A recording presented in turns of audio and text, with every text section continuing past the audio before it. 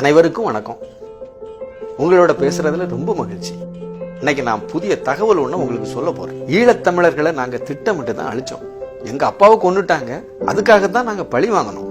முதல்ல எங்க தங்கச்சியை வேலூர் ஜெயிலுக்கு அனுப்பி ரகசியமா நளினி கிட்ட பேச வச்சோம். அவங்கள நாங்க விடுதலை பண்ண போறோம்னு நம்பி அந்த அம்மா எல்லாத்தையும் சொல்லிட்டாங்க.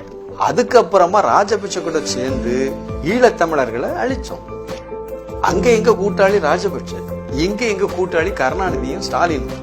என்னன்னா அங்க தமிழர்களை அழிக்கிறதுக்காக ராஜபக்ஷ ஆயுதங்களை கேட்டாரு, இங்க தமிழர்களை அழிச்சதுக்காக பதவிகளை கேட்டாங்க, அமைச்சர் பதவிகளை கேட்டாங்க. அவ்வளவுதான் வித்தியாசம். இது எல்லாமே எங்க அம்மா போட்ட திட்டம் தான்.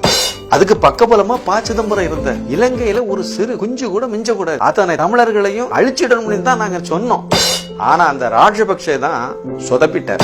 இருந்தாலும் பரவாயில்ல, 1,75,000 தமிழர்களை காலி பண்ணிட்டோம். அப்புறம் நடந்த தேர்தல்ல கூட நாங்க தானே ஜெயிச்சோம். தமிழ்நாட்டில் உள்ள ஒட்டுமொத்த முட்டாள் தமிழர்களும் எங்களுக்கு தானே ஓட்டு போட்டாங்க. அப்பந்தான் நாங்க ஒரு உண்மையை புரிஞ்சுக்கிட்டோம், தமிழனுக்கு ஓட்டு போட தெரியாது. அப்படி ஓட்டு போட தெரிஞ்சிருந்தா காமராஜரை எப்படி தோக்கடிச்சிருப்பாங்க? உண்மையை சொல்ல போனா அந்த தேர்தல் நாங்க படு தோல்வி அடைஞ்சிரும் தான் நினைச்சோம். அப்படி நடக்கல. ஏன்னா தமிழ்நாட்டில தான் படிச்ச முட்டாள்கள் அதிகமா இருக்காங்க. இல்லைன்னா திமுகவுக்கு எவனாவது ஓட்டு போடுவானா? எவ்வளவு கொள்ளையடிச்சிருக்காங்க, எவ்வளவு ஊழல் பண்ணிருக்காங்க. நாங்களும் அப்படித்தான். 2019 தேர்தல்ல கூட எங்களுக்கு தானே ஓட்டு போட்டாங்க.